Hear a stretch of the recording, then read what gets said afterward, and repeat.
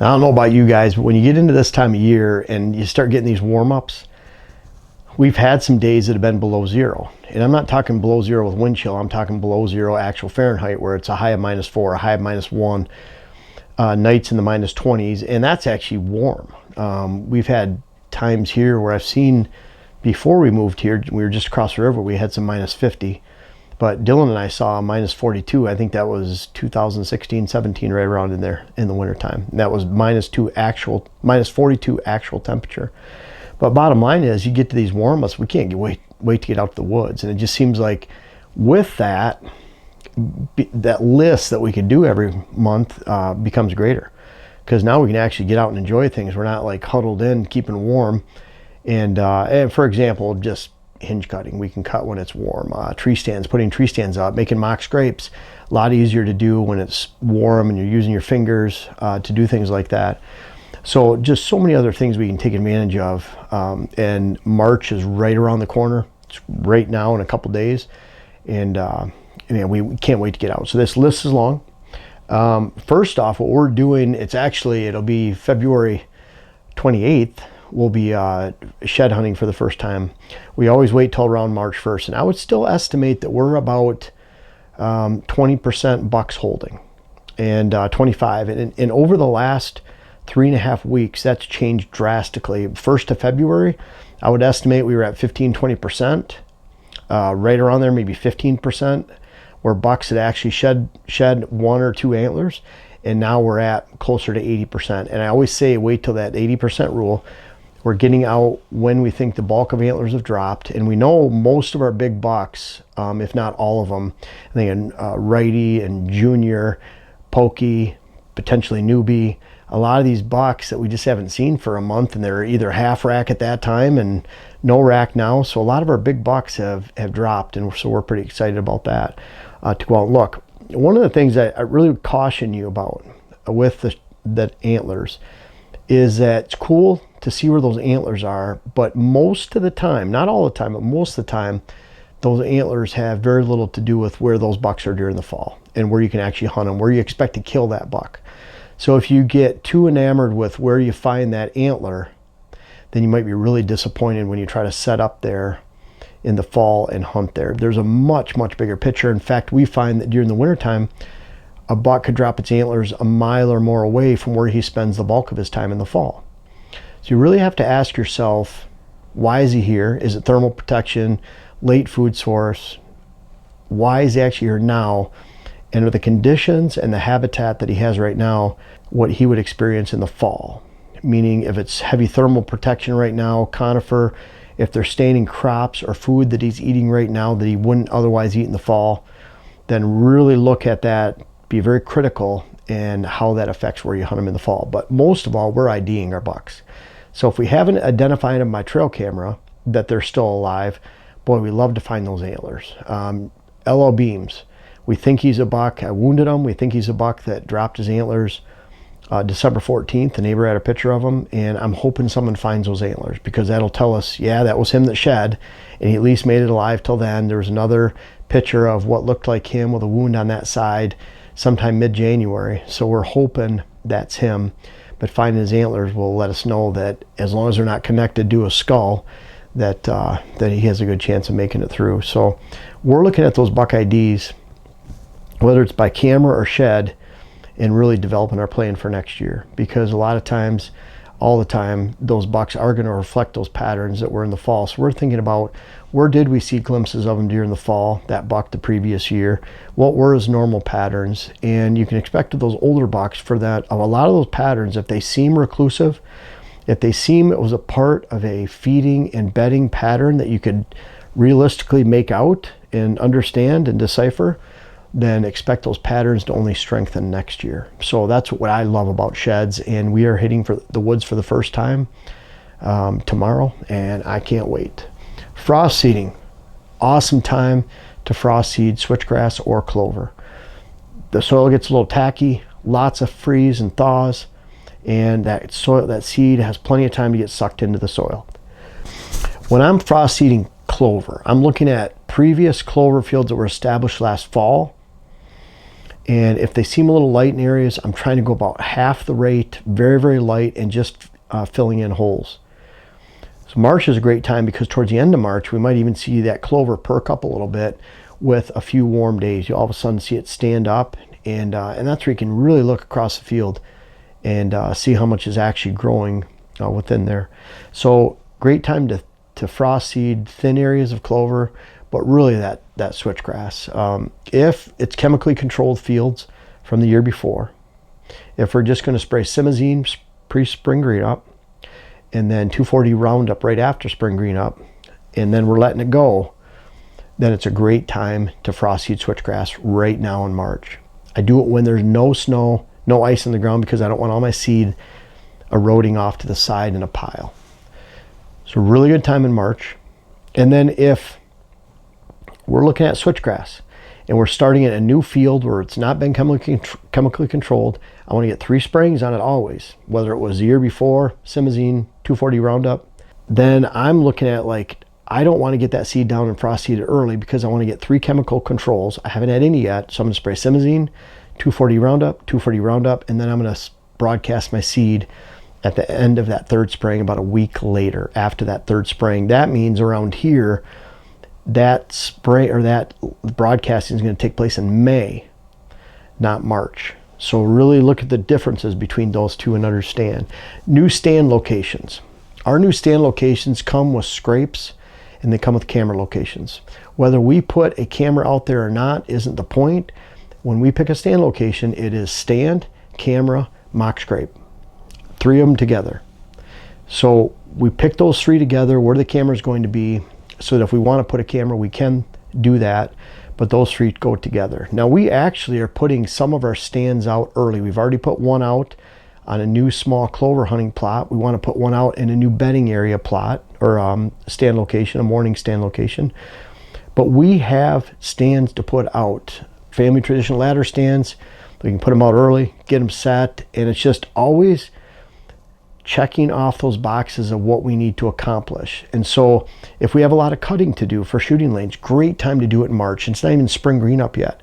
So overcut, because you're going to get spring green up coming into it. But this is a great time to do so instead of waiting until trying to do it all in August, September, or sometime during the summer when it's hot. Great time to see those trails that go by, because we're not going by the trails we scout right now. Those can be very misleading. However, if we go into a spot, we think this is going to be a good spot, we know this is a good buck spot, then you can go by those trails that are going by those stands right now, even if they're winter trails, because they'll use those same trails in the fall. So it really sticks out right now in March, and that's why I love putting this all together, whether we put a stand out there or not. But I know Wes is up in the pole building putting together stands right now, piling them up, and we're going to get them out very soon. Awesome time. This is our last hurrah of cutting bedding areas, edge cutting, and so we have a little bit of both to do before those buds start popping and all that energy is going to the tip of the plant or the tip of the tree. Leaves are coming out. I want to cut well before that, so March is an incredible time to do that. Just think, no snow, 40, 50 degrees, sweatshirt, maybe a long john shirt underneath, your chaps on, helmet, gloves, comfortable time to plant or to cut, no snow to wade through to get you hung up, easy to maneuver through the woods, perfect time to do so. And then simazine. This is when we're spraying our pre-emergent in March. It's a pre-spring green up. So you want to spray before the weeds start coming in, and or else it's not going to work. And so we really want to hit this right now in March. And I'm looking for days where it's not frozen, it's dry, the simazine can get into the ground, a little bit of rain will help soak it in, but bottom line is March is our simazine month. Number 6, turkey cam locations. Gets you excited, right? Oh yeah. Yeah, we just got a new, okay, I just started talking about a product I'm not sure if we can talk about, so we'll verify that in the next like 24 hours, right, Dylan? Because this is coming out Sunday, it's Thursday, so I won't even mention what that turkey product was, but it'll be really cool because we just opened the box right now. It's looking, so hopefully it'll work. But anyways, we're getting those turkey cams out.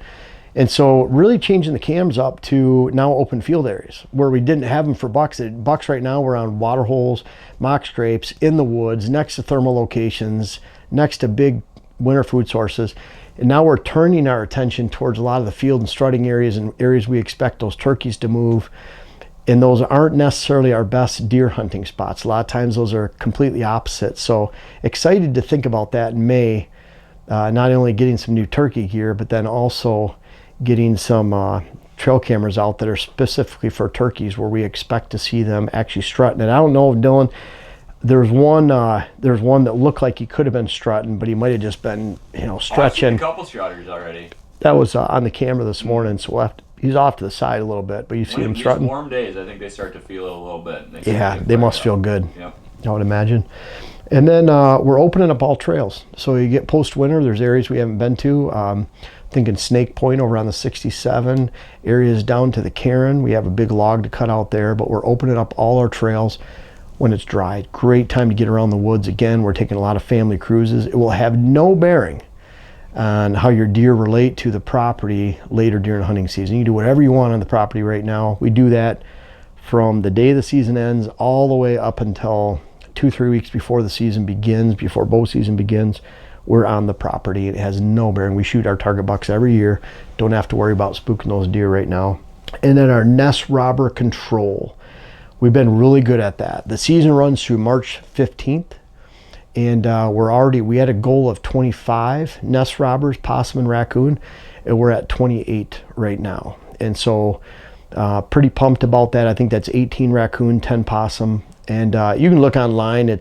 There's debates. I don't know which one is worse. Have you heard, Dylan, between raccoons and possum, which one's worse for nest robber? I would imagine that raccoons are, but that's just my instinct. I don't know if that's actually true or not. I feel like their nose is a lot better, and I don't know. I feel like the fact that a lot of times they're working in packs, they probably find it does seem like it too. We've seen that on our food plots in April, May.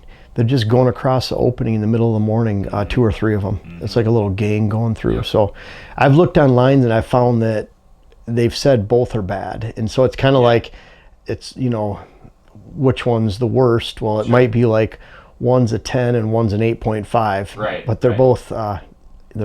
Who knows? But we're trying to take them out. We've been really happy with success so far. We've actually readjusted our goals, or maybe Dylan said 50, but maybe at least 40. So we'll see. But we're really doing that for our birds, and for the fact that no one traps them anymore. And it's really an unchecked population. I had a client last week where they had a pile of them die last year from distemper. Have you heard of that? I can imagine, yeah. And so unchecked populations, they got distemper, they all die, and then that's a huge risk for dogs. Do they have to be bit by the raccoon, or do they have to just be near, it's like or a saliva thing? But I could be wrong on that as well. Yeah. So that was a big risk for his dog, and they kept the dogs out of the woods, but they had raccoons just wandering around listlessly, and they checked with the Michigan DNR, and it was distemper. What was wrong with them? So, but bottom line is these are unchecked populations, and when anything is unchecked, it doesn't matter if it's raccoon, coyote, deer, whatever it might be, then it can cause a lot of harm. And I would even say that the raccoons and possums are probably the worst because they're hitting our bird populations. We have pheasant, grouse, and turkey nesting, and so between those 3 birds and wild game species, we really want to have great populations. We already do. We've had an explosion of turkey numbers on the property, grouse and pheasant. We saw 3 hens go across the driveway, roosters up by the pole building. We hear them all around the property. Pretty dang cool. So we want to get those young coming in and protect those nests, and so that's a big part of it, what we're doing and what we have those goals of this year. So I can think of a lot of other things to do in March too, and I'm thinking of things as I'm talking through here. Like I want to check out some of our other bedding areas. I can't wait to scout some of the areas where we haven't been to, really looking at some of our shrub, looking at and assessing if we need to replace any shrubs, trees in some of our diversity pockets.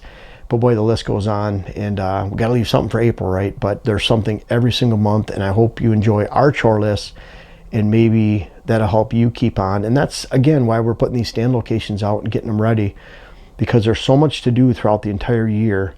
We can't wait till 1 month, 1 weekend to do it. We found if we keep chipping away at it, it seems like we're not working at all. even though we are all the time. But bottom line is we get a lot done, and I hope you are too. Everyone, thanks for watching to the end of the video. I really want you to check out whitetailhabitatsolutions.com, Pure Wildlife Blends. There's so much we have to offer you. You know, if you never buy anything from us or hire us to come to your land, that's okay. We're still going to be putting out all this free content to try to help you out. I want to put a smile on your face. I want you to have a great hunt. But from our food plot seed blends to books to web classes to hiring us, we have lots of stuff to offer on whitetailhabitatsolutions.com and Pure Wildlife Blends. Make sure you check it out. The links are in the description.